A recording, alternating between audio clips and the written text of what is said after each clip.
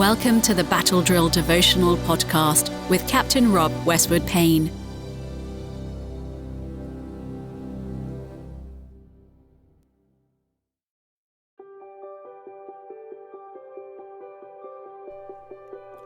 Today is Tuesday the 20th of February.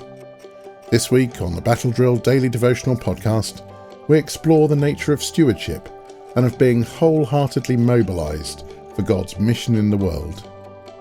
Each weekday, we share hope and encouragement as we read and study the Bible together.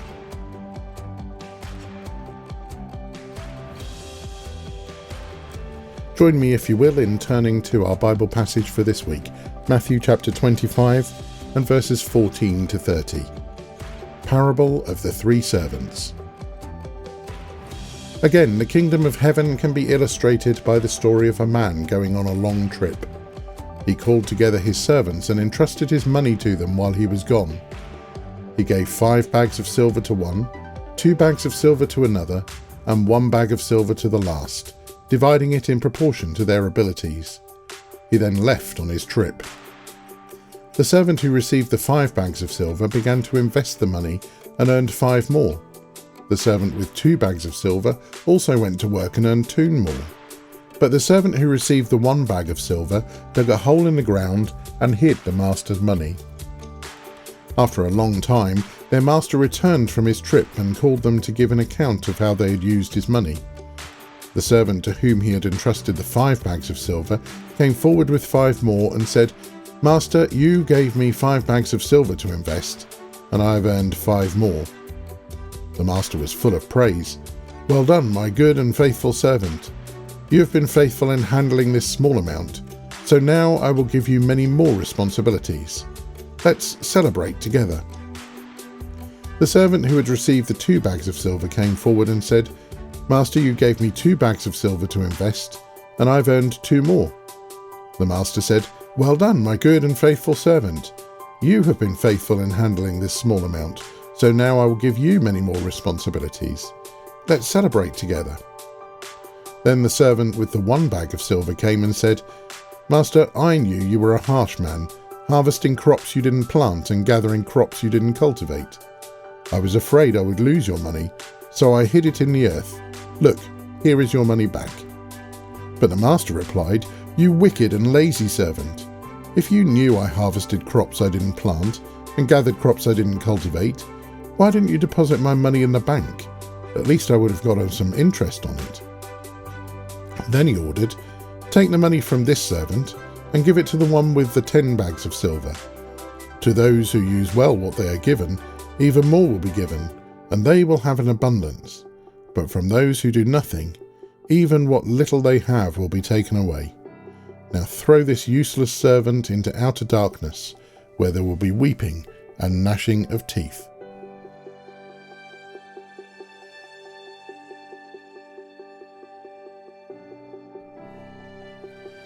Many of us may wonder if we are truly serving God in our daily lives.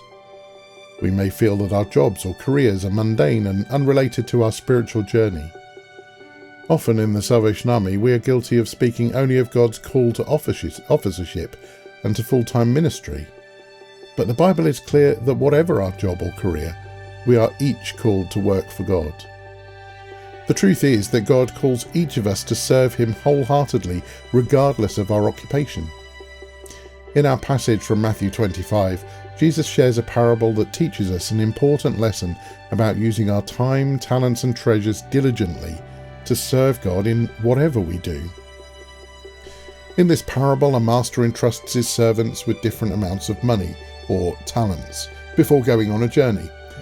2 of the servants invest and multiply their talents, while the 3rd servant buries his talent in the ground out of fear. When the master returns, he commends the first 2 servants for their faithfulness and diligence, but he rebukes the 3rd servant for his lack of initiative and fearfulness. This parable teaches us that God expects us to use our time, talents and treasures diligently in order to serve Him wholeheartedly. It's not about the specific job or career we have, but about the attitude and effort we put into it. Whether we're a teacher, a doctor, an office worker, or a stay-at-home parent, we can glorify God by being diligent and faithful in our work. When we work with excellence and integrity, we reflect the character of God and become a light in our workplaces. Our actions and attitudes can have a profound impact on those around us, showing them the love and grace of God. By using our talents and abilities to the best of our abilities, we are honouring God and fulfilling our purpose in daily life. While some individuals may be called into full-time ministry, it's important to remember that all of us are called to serve God in our daily lives. Our work is not separate from our spiritual journey, it's an integral part of it. When we approach our jobs with a mindset of serving God and loving others, our work becomes an act of worship. Every task, no matter how small or seemingly insignificant, can be an opportunity to demonstrate our love for God. Whether it's completing paperwork, caring for patients, or cooking meals for our family, we can offer our work as a sacrifice of praise to God.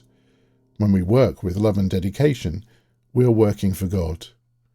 Remember, God doesn't necessarily call us to quit our jobs and move into full-time ministry. Wherever we work and serve, God expects us to use our time, talents and treasures diligently in order to serve Him wholeheartedly. So let's embrace our daily work as an opportunity to glorify God and fulfill our purpose in life.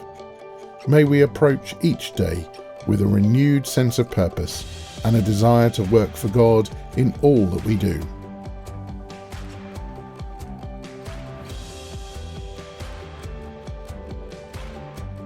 You may want to dig deeper into this subject during your day-to-day, in which case this question may help you. How can you use your time, talents and treasures more diligently to serve God in your daily life?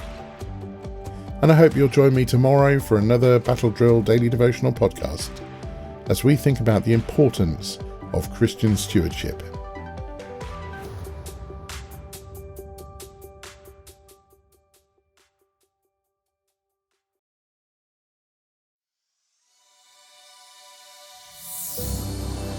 If you would like to subscribe to Captain Rob's Battle Drill Devotional, wherever you choose to listen to podcasts, or if you'd like to receive them direct to your inbox, head to www.equippinghispeople.com/devotional and follow the instructions.